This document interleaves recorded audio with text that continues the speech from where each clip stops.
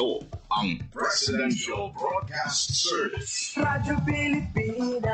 Radyo Publiko ng Bagong Pilipinas para sa Bagong Pilipino. Naghahatid ng mahahalagang balita at impormasyon na guugnay ng pamahalaan sa sambayanan. Tulay sa himpapawid ng serbisyo publiko. Radyo Pilipinas. Radyo Publiko. Ang boses ng Pangulo. Sa Iloilo, Radyo Pilipinas. 585 AM. Oras sa Radyo Pilipinas, impunto alas 8 sa aga. Nagapanguna nga balita sa syudad, sa mga banwa, sa probinsya sa Iloilo, kag kaingon ng mga probinsya. Mga pananawon sa likod sa mga balita. Inyong mabatian sa Radyo Pilipinas Iloilo News. Mga balita na magasugata sa inyong nga aga. Ginbantayan, ginsunod, gintipon sa Radyo Pilipinas Iloilo News Team. Gikan sa hulot balitaan. Diretso sa inyong palamatian. Yarian! Radyo Pilipinas Iloilo.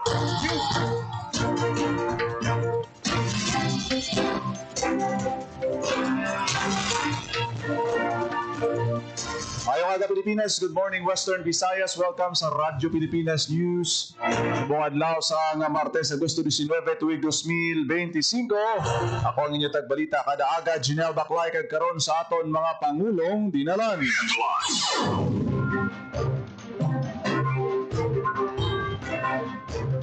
Masobra 5 milyon ka pesos ng balor sa illegal nga droga na kumpiskas ang ICPO sa ginpatigayon nga anti-drug operations.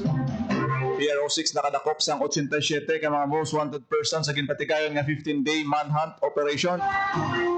Iloilo City Mayor Raisa Treñas nagapati nga pamulitika ang rason sa ginapalapta nga issue sa RPT. Kaso sa dengue sa probinsya sa Iloilo naglabot na sa masobra 3,800. University of San Agustin sulod sa top 11 sa Ad Scientific Index 2025. DPWH Region 6 nagpatigayon sa traffic count sa mga provincial roads sa probinsya sang Guimaras. Kag mga outstanding employees ng Iloilo City Government ginpasidunggan kabahin sang pagsaulog sang 88 Iloilo City Charter Day.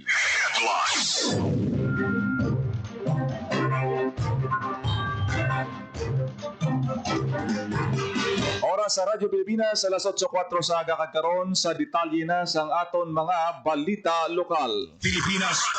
Radyo Pilipinas News. Sobra 5 milyon ka pesos nga balor sa illegal nga droga na kumpiskas ang ICPO sa 15 ka adlaw nga anti-drug operation. Radyo Pilipinas. Radyo Pilipinas. Detalye sa balita ni Paul Tarosa. Naglabot sa masobra 5 milyones pesos na balor sa Shabu na kumpiskas ang Iloilo City Police Office sa ginpatigayon ng 15 days na anti-drug operations. Base sa datos ng ICPO, 28 ka operasyon ang ginpatigayon nga nagresulta sa pagka-aresto sa 33 drug personalities. Sa kabilugan, 5 ang high-value individual, 27 ang street-level individuals, kag isang ginaresto pagi sa warrant of arrest. Nagapanguna sa may pinakadamo na kumpiska ang City Drug Enforcement Unit na naglabot sa 3.4 million pesos. Gindayaw ni ICPO Director Police Colonel Kim Ligada ang mga operatiba nga nanging kapahin sa nasabit nga mga operasyon. Sa nalabot sang ICPO, padayon ng kapulisan sa ilang mga anti-drug operations agad maproteksyonan ang pumuluyo sa Iloilo City batok sa iligal na droga. Para sa Bagong Pilipinas, Paul Tarosa, Radyo Pilipinas, Radyo Publiko. Radyo Pilipinas. Radyo Pilipinas News.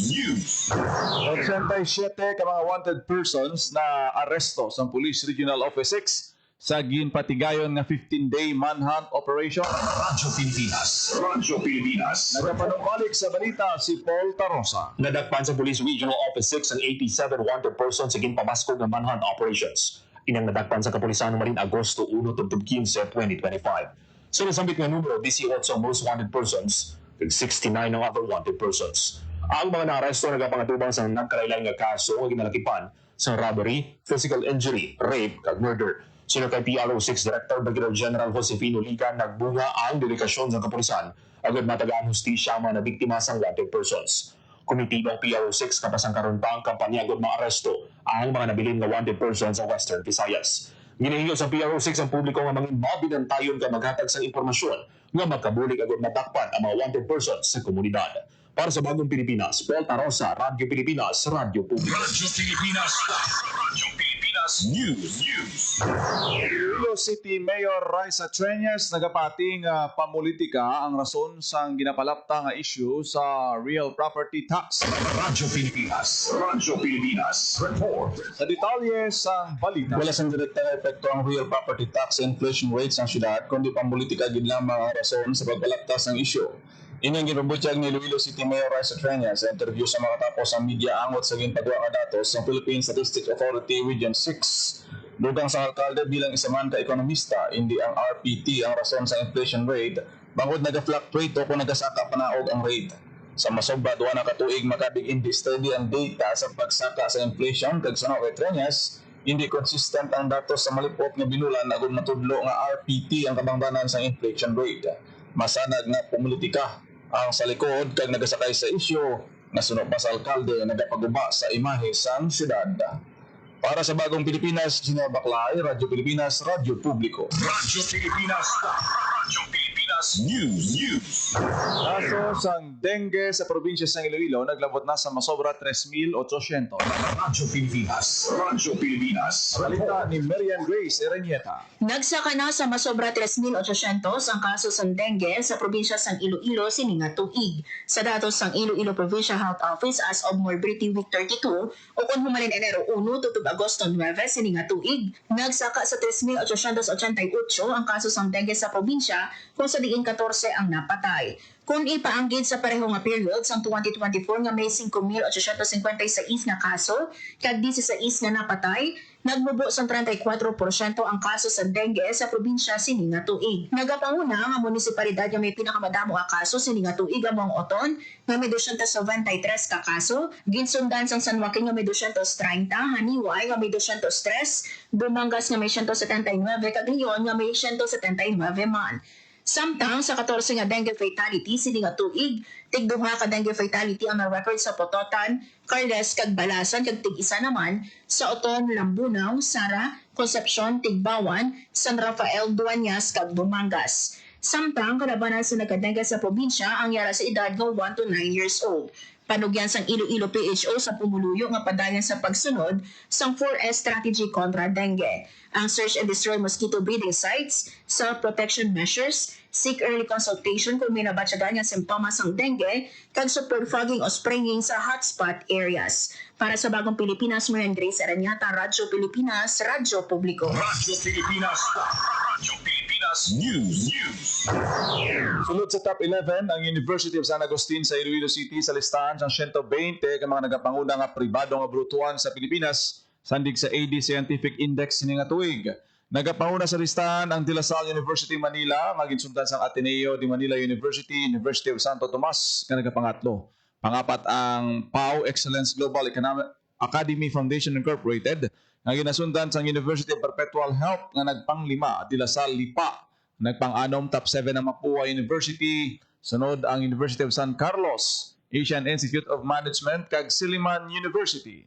Sa mas malapad nga saklaw, nakuha sa University of San Agustin ang ika 2,719 nga pwesto sa 11,800 ka private university sa Asia, kag 7,873 naman sa 24,493 sa bilog nga kalibutan.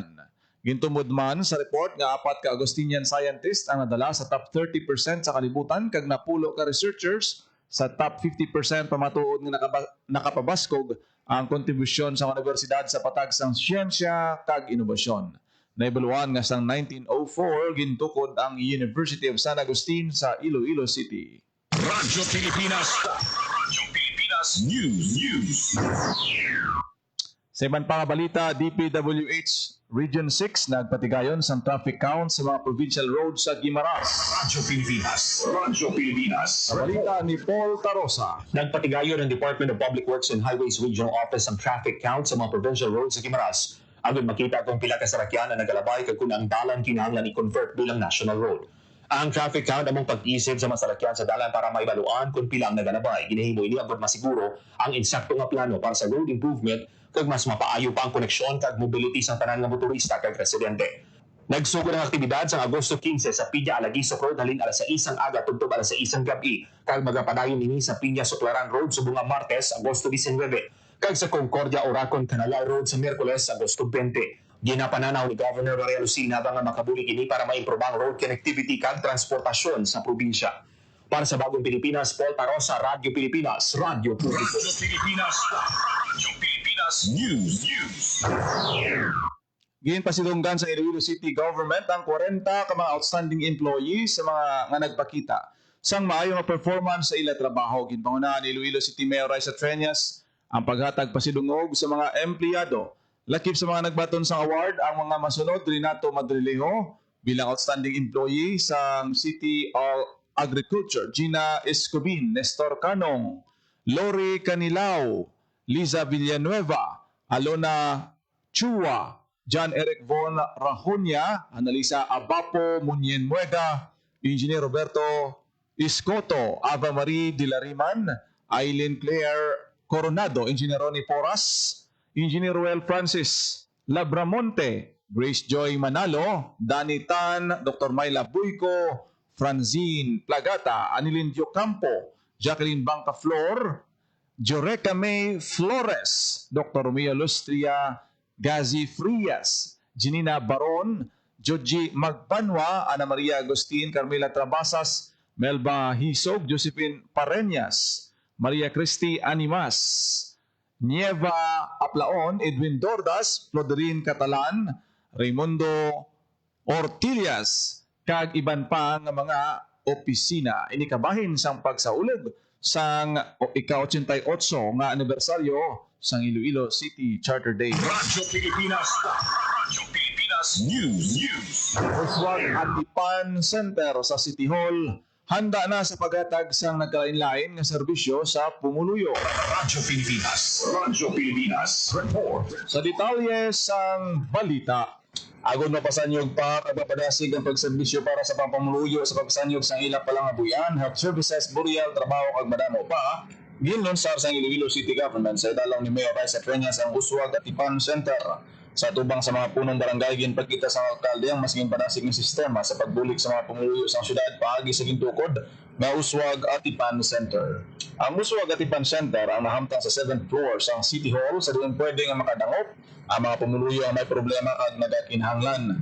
Halin sa financial assistance, burial assistance, livelihood, educational services, health, dental kag social services ang mahimo nga mahatag sa pumuluyo ang nagakinhanglan. Paagi sa one-stop shop setup, suno sa alkalde, hindi naman ginabudlay ang pagproseso, bangod iyari na ini sa isa lang ka-opisina. Para sa Bagong Pilipinas, Gina Baclay, Radyo Pilipinas, Radyo Publiko. Radyo Pilipinas. Radyo Pilipinas News. Bago nga mga opisyales ang LNP kag VMLP sa Guimaras ginpasumpa ni Governor Nava. Radyo Pilipinas. Radyo Pilipinas Report. Sa balita ni Paul Tarosa. Ginpasumpa ni Governor Lucille Nava mga bago na pilian nga opisyales ang League of Municipalities of the Philippines Guimaras Chapter kag Vice Mayor's League of the Philippines Guimaras Chapter sa Kapitolyo Provincial sa Guimaras. Pamunuan ni Jordan Mayor Attorney John Edward Gandong LNP Guimaras Chapter, Vice Presidente si Nueva Valencia Mayor Emmanuel Galila, Secretary General si Buenavista Mayor Samuel Gumarin, Treasurer si San Lorenzo Mayor Jimmy Gaho, kag PRO si Sibunag Mayor Luben Vilches. Samtang nagsumpa naman si Buenavista Vice Mayor Cyril Beltran bilang Presidente sang Vice Mayor's League of the Philippines Guimaras Chapter. Ginapangindulahan sa provincial government ang mga bago na pilian ng opisyales kag ginalauman ang pagbinuligay padulong sa padayon nga pag-uswag sang tanan nga banwa sa probinsya sang Guimaras. Para sa Bagong Pilipinas, Paul Tarosa, Radyo Pilipinas, Radyo Publiko. Radyo Pilipinas. Radyo Pilipinas News. 195 ka mga partner beneficiaries ang DSWD Project Lawa kag binhi kag dole tupad sa Pilar Capiz nagbaton sang kompensasyon matapos ang 20 ka adlaw nga trabaho. Radyo Pilipinas. Radyo Pilipinas Report. Detalye sa balita ni Marian Grace Ereñeta. Nagbaton sang ila kompensasyon ang 195 ka partner beneficiaries ang Project Local Adaptation to Water Access sa Conlawa kag Breaking Insufficiency through Nutritious Harvest for the Impoverished o kung binhi sa Department of Social Welfare and Development kag tulong panghanapbuhay sa ating disadvantaged o kung displaced workers o kung tupad sa Department of Labor and Employment sa Pilar Capiz sang Damlaglang. Kada benepisyaryo ang nagbato sa tig 10,260 pesos nga kompensasyon matapos ang 20 ka adlaw nga community work.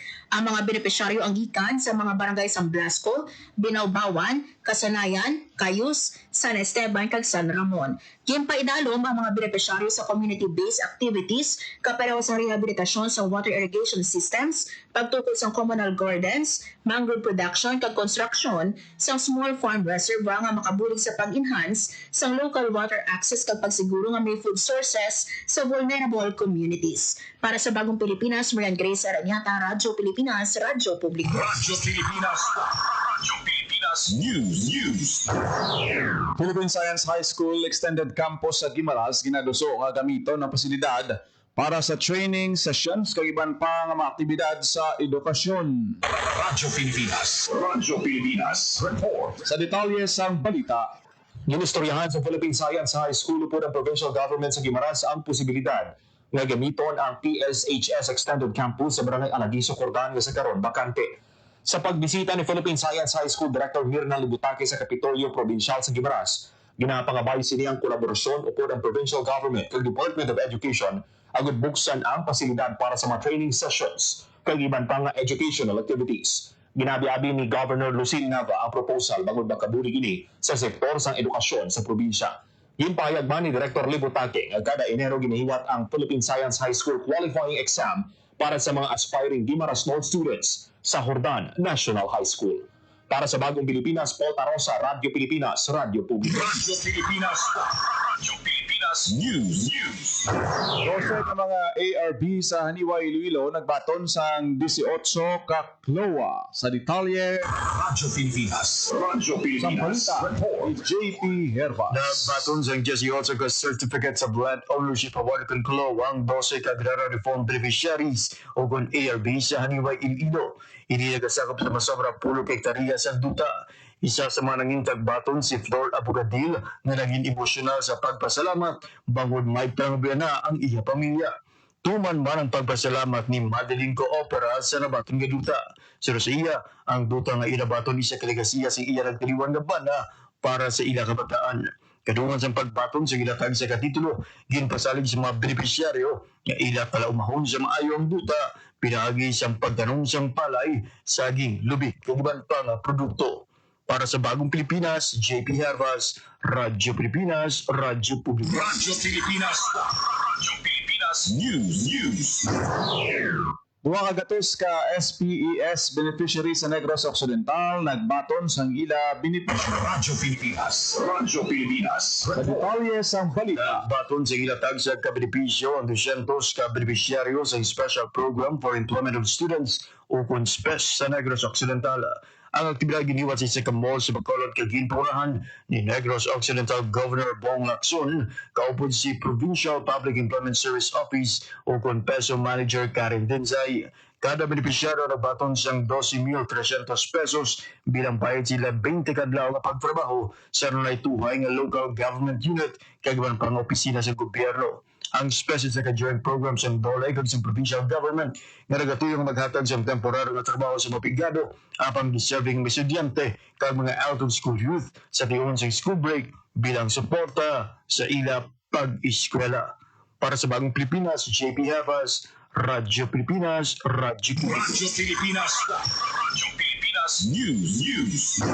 inobasyon sa Department of Education SDO Rojas City na early warning system para sa learners with special needs nagdaog sang silver medal sa second innovation for disability inclusive education competition sa Malaysia. Radyo Pilipinas. Radyo Pilipinas. Balita ni Marian Grace Aranya. Daog sang silver medal ang Disaster Preparedness Early Warning System for Learners with Special Educational Needs sa Department of Education Schools Division of Rojas City sa giniwat na Second Innovation for Disability Inclusive Education Competition o kung IDIEC 2025 sa Kuching, Sarawak, Malaysia. Gimpahayag ni Maribeth Maldonado, team leader sa innovation sa SDO Rojas City, nga wala nila ginalauman nga sa kadamo sa nagpresenta sang inobasyon, makuha nila ang silver medal. Ang kompetisyon ang ginorganisa sa Special Educational Needs sa Consemayo Sen o sa diing 43 ka team gikan sa CMEO member countries ang nagpresenta sang unique ag cost-effective solutions innovations nga sabad sa pagpanghangkat ng ginapangatubang sang learners nga may disabilities. Sa bahin sang SDO Rojas City, ang presentasang team ang AWS device nga ilagin himo kung sa diin magagiya sa learners with educational needs kung anong obrahon sa tion nga magluntad ang linog, bagyo o kung sunog kag malikawan ang risgo. Hindi ini ang una nga kahigayunan nga nagpasakop ang SDO Rojas City sa nasambit nga kompetisyon. Nakakuha man sa silver medal ang SDO Rojas City sa giniwat nga IDIEC 2024 sa Malaysia para sa Project Slim Pack o kung Special Children Learning Interactive Material Package. Kaupo ni Baldonado sa team sa J. Blancaflor, Education Program Specialist for Human Resource Training and Development, si Attorney Christine Joy Banday, Attorney 3, kag Jassy Albaladejo, Education Program Specialist for Social Mobilization and Networking. Para sa Bagong Pilipinas, Friend Grace Aranyata, Radyo Pilipinas, Radyo Pilipinas. Radyo Pilipinas News. Labing una nga usapang exports ginhiwat sa probinsya sang Capiz. Radyo Pilipinas. Sa balita ni JP Herbas. Ginhiwat sining karon lang ang labing unang nga usapang export sa probinsya sang Capiz. Ang aktibidad ginpasakupan sang 75 ka micro, small and medium enterprises o kung MSME sa probinsya. Ang aktibidad ginpangunahan sa opisina ni Capiz First District Congressman Ivan Howard Ginto na nagpasalamat sa DTI Capiz kag Export Marketing Bureau sa madinalag-on nga partnership. Suno sa mamalidad ako ang potensyal sa probinsya sa export kag prioridad niya bilang opisyal nga mabuligan ang mga negosyante nga kabisnon nga ma-maximize pa ini pinaagi sa pagdala sa madamo nga partner agod mapabaskog pa ang mga lokal nga produkto para sa global market. Samtang ginpabutyag ni DTI 6 OIC Regional Director Maria Dinda Tamayo nga kinahanglan nga tubangon ang mga ginagabing critical obstacle na gipnadiri ang access sa technological facilities, productivity kag efficiency, mataas nga capitalization kag hugot ng mga regulatory requirement. Nagpahamtang man ang DTI Capiz ang on-site MSME booth na nagatanyag sa direkta ng mga serbisyo kaangay sang export and business consulting, business name registration and renewal, small business corporation loan processing, kag IPAC packaging solutions. Para sa Bagong Pilipinas, JP Herbas, Radyo Pilipinas, Radyo Publiko. Radyo Pilipinas News. Bagong operating room sa Bago City Hospital ginbuksan. Radyo Pilipinas Report. Sa detalye sang balita. Formal na ginbuksan ang revitalized operating room sa Bago City Hospital. Sino kay Mayor Marina Mayat Habiliana Yao, ang bag-o nga operating room isa ka reflection sang pumisa nga ang serbisyo publiko kinahanglan nga may aral sa gugma. Ang bag-o nga operating room ang sarang nga maghatag sa dugang nga serbisyo para sa mga bagunhon kaangay sang tonsillectomy, cholecystectomy, herniorrhaphy, kag cesarean section. Samtang ginpabutyag ni Councilor Leonelo Del Carmen, Chair sa Sangguniang Panglungsod Committee on Health, nga ilaman ginaplano nga magbukas ang hemodialysis kag i-elevate ang hospital sa level 2 halin sa karon nga level 1 bilang pagpanghanda sa pagtukod sa mas dako nga hospital sa iban pa nga strategic location. Para sa Bagong Pilipinas, JP Herbas, Radyo Pilipinas, Radyo Publiko. Radyo Pilipinas News. Mga ahensya sa gobyerno tingob puwersa sa pagbulig sa mga nagpalauli ng mga evacuee sa Bago City. Radyo Pilipinas Sa detalye sa balita. Nagtingog sa mga ahensya sa gobyerno sa pagkaio sa mga balay sa 22 ka pamilya sa Bago City na nagtener sa masobra 8 ka bulan sa evacuation center kasunod sa paglupok sa Bulkan Kalaon sa itong Disyembre. Ang mga pamilyang ginarapan sa 81 ka internally displaced person taglun sa residente sa Purok Manukan, Barangay Ilihan ang ginpanugutan ang makapauli sa ilang apulian sa Sabado, Agosto 16. Sunod sa Bago City Disaster Risk Reduction and Management Office kung CDRMO, ang unang nga plano magpanagtag lang sa 10,000 pesos ka mga roofing sheet sa kada pamilya pero ilan hampang nga hindi bastante ang ining bulig. Ini ang rason kung nga sa pagpauli sa 22 ka pamilya ginpalabot sa ila ang mas madamo pa nga construction material, family food packs, kag grocery package. Nakip sa mga nagbuligay para sa mga apektado nga bagunhon ang mga personnel sa Office of Civil Defense Negros Island Region, Bureau of Fire Protection, Philippine National Police, Philippine Coast Guard, kag na ito ang opisina sa Bago City Government. Para sa Bagong Pilipinas, JP Herbas, Radyo Pilipinas, Radyo Publiko. Radyo Pilipinas Pilipinas. News. Oras sa Radyo Pilipinas, alas 8:25 na. Radyo Pilipinas. Radyo Pilipinas.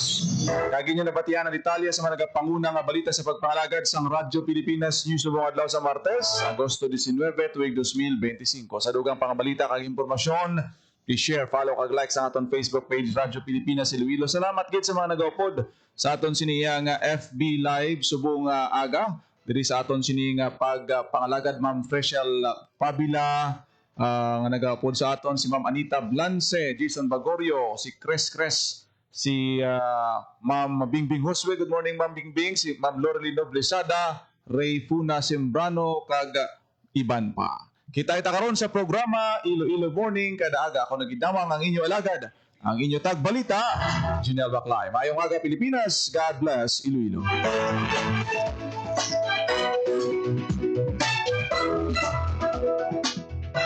Ang inyong tulay sa himpapawid ng serbisyo publiko, ang Presidential Broadcast Service, Radyo Pilipinas, Radyo Publiko. Radyo Pilipinas. Radyo Publiko. Kinilala ng pang-international at prestigyosong Asia Pacific Broadcasting Plus Awards 2025 para sa kategorya ng Government Streaming. Ito ay dahil sa epektibo nitong pagsasanib ng mga tradisyonal na media tulad ng telebisyon, radyo at print para masabayan ang mabilis na pag-inog ng mundo ng digital at social media tungo sa mas epektibong paghahatid ng mahahalaga at napapanahong mga impormasyon sa mamamayang Pilipino.